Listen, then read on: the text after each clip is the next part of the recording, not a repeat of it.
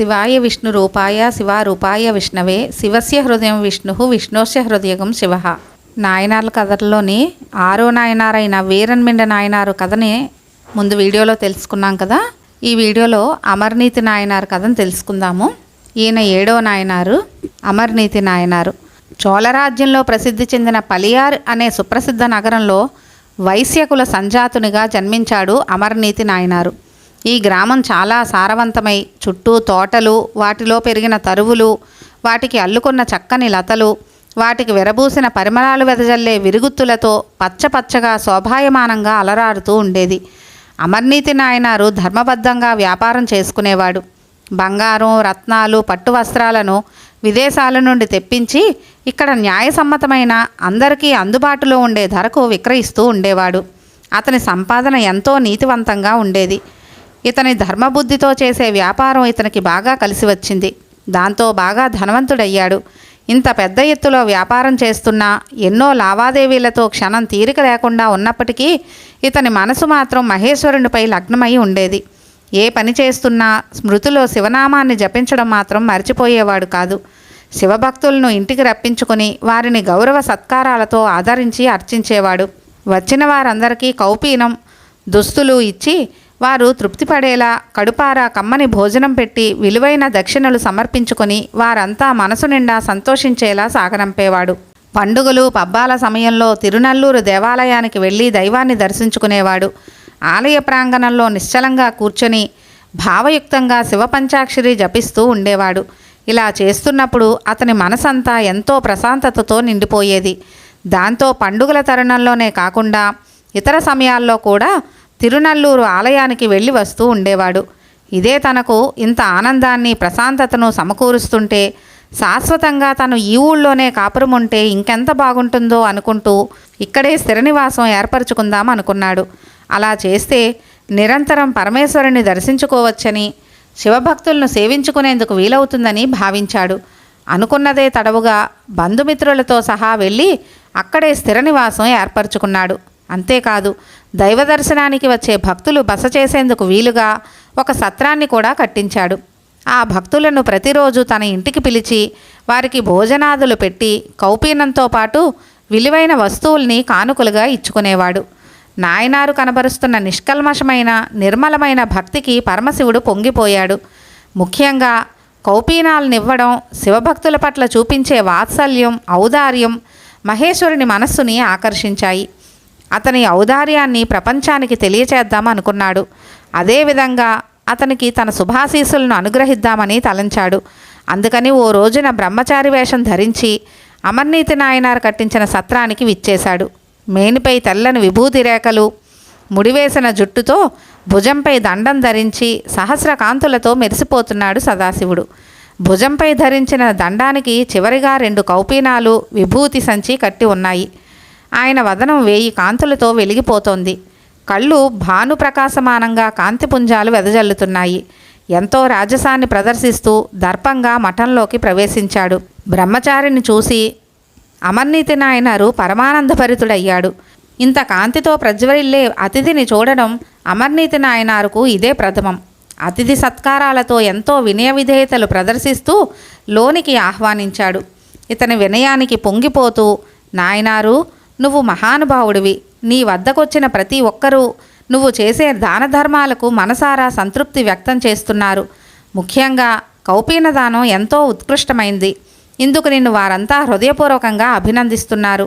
నీ ఖ్యాతిని ఆ నోట ఈ నోట విని నిన్ను చూద్దామనే నేనిప్పుడు నీ వద్దకు వచ్చాను అన్నాడు బ్రహ్మచారి. ఆయన చెప్పింది విన్న అమర్నీతి నాయనారు, అయ్యా, నేను మీరు అనుకున్నంత గొప్పవాణ్ణి కాదు. ఏదో నాకున్నంతలో శివభక్తులకు దానం చేస్తున్నాను. ఇది కూడా పెద్ద దాతృత్వమేనా? అయితే శరీరంలో భాగాన్నే కోసి ఇచ్చిన శిబి చక్రవర్తి, అలాగే తనకున్న సర్వస్వాన్ని ఇతరులకు దానం చేసిన రంతిదేవుడు తదితరుల కంటే గొప్పవాడినా? మీరేదో నన్ను పొగడాలని తప్ప ఇది నిజం కాదు. నా పూర్వజన్మ సుకృతం కొద్దీ ఈరోజు మీరు నా అతిథిగా విచ్చేశారు. ఈ అల్పుని కోరిక మన్నించి నేనిచ్చే భిక్షను స్వీకరించాల్సిందిగా చేతులు కట్టుకొని మరీ అర్థించాడు.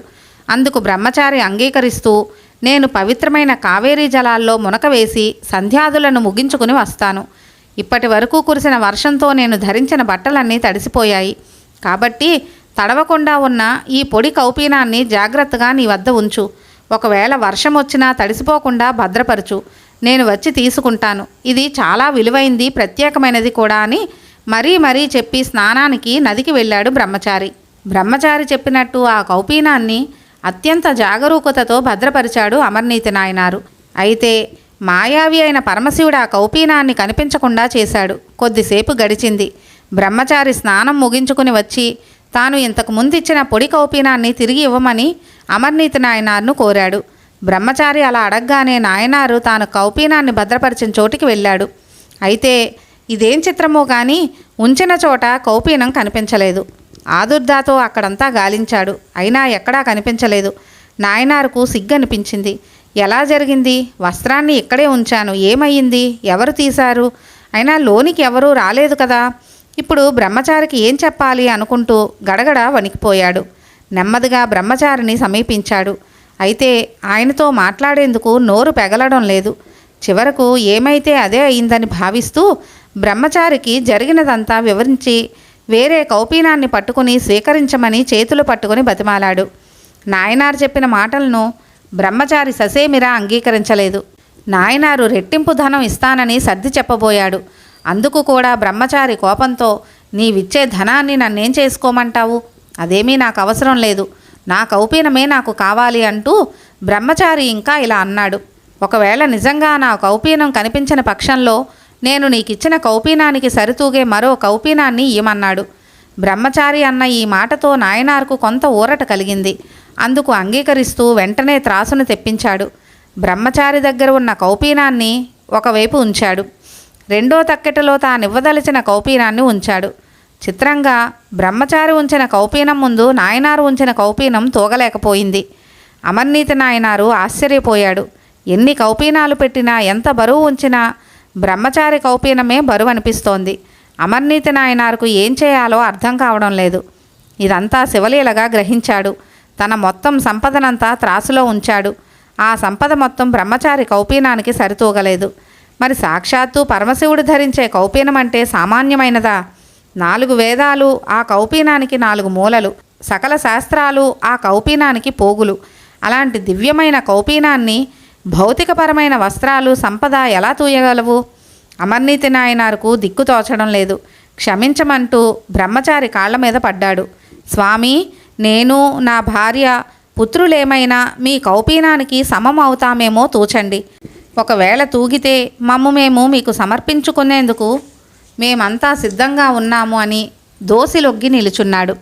బ్రహ్మచారి అందుకు సమ్మతించాడు. వెంటనే అమర్నీతి నాయనారు తన కుటుంబంతో సహా తక్కెటలో కూర్చుని, నేనే కనుక పరమేశ్వరుణ్ణి, శివభక్తులను నిశ్చలమైన భక్తితో చిత్తశుద్ధితో సేవిస్తున్నదే నిజమైతే ఈ త్రాసు ఇప్పుడు సరితూగుగాక అని సంకల్పించుకున్నాడు. అంతే, నాయనారు కుటుంబం ఈ వింత చూసేందుకు అక్కడకు చేరుకున్న ఊరి జనమంతా నివ్వెరపోయేలా త్రాసు సరితూగింది. ఇప్పటి వరకు అమర్నీతి నాయనారు ఆచరించిన పుణ్యం బ్రహ్మచారి కౌపీనానికి సరిసమానమైంది. త్రాసును తూయగలిగింది. ఈ చర్యకు ఊరివారంతా పొంగిపోతూ నిర్మలమైన నాయనార్ భక్తికి శిరసు వంచి నమస్కరించారు. అమర్నీతి నాయనారు పాదాలపై పడి వేనోళ్ల కీర్తించారు. ఆకాశం నుంచి దేవతలు నాయనార్ కుటుంబంపై పారిజాత సుమవృష్టి కురిపించారు. నాయనార్ శక్తి బయటపడటంతో బ్రహ్మచారి అనుకున్నది నెరవేరింది. దాంతో అక్కడి నుంచి బ్రహ్మచారి అంతర్ధానమయ్యాడు. ఆ స్థలంలో వృషభవాహనారూఢుడై పార్వతీ పరమేశ్వరులు నాయనార్ ఎదుట ప్రత్యక్షమయ్యారు. పరమేశ్వరుడు అమర్నీతి నాయనార్తో, భక్త, నీ కౌపీన ధాతృత్వం, శివభక్తుల నిరుపమాన సేవ మమ్మల్ని ఎంతగానో అలరించాయి. కాబట్టి ఇక నుంచి నీవు కుటుంబంతో సహా నా లోకంలో శాశ్వతంగా నివసించుడని అనుగ్రహించాడు. శివానుగ్రహం వల్ల అదే తక్కడ దివ్య విమానంగా మారి అమర్నీతి నాయనార్ను, అతని భార్యాపుత్రులను కైలాసానికి చేర్చింది. తర్వాత వీడియోలో 8వ నాయనారైన ఎరిపాత నాయనార్ గురించిన కథని తెలుసుకుందాము. ఇంకో వీడియోలో కలుద్దామండి. సర్వం శ్రీ ఉమామహేశ్వర పాదార విందార్పణమస్తు. సర్వే జనా సుఖినో భవంతు. లోకా సమస్త సుఖినో భవంతు. స్వస్తి.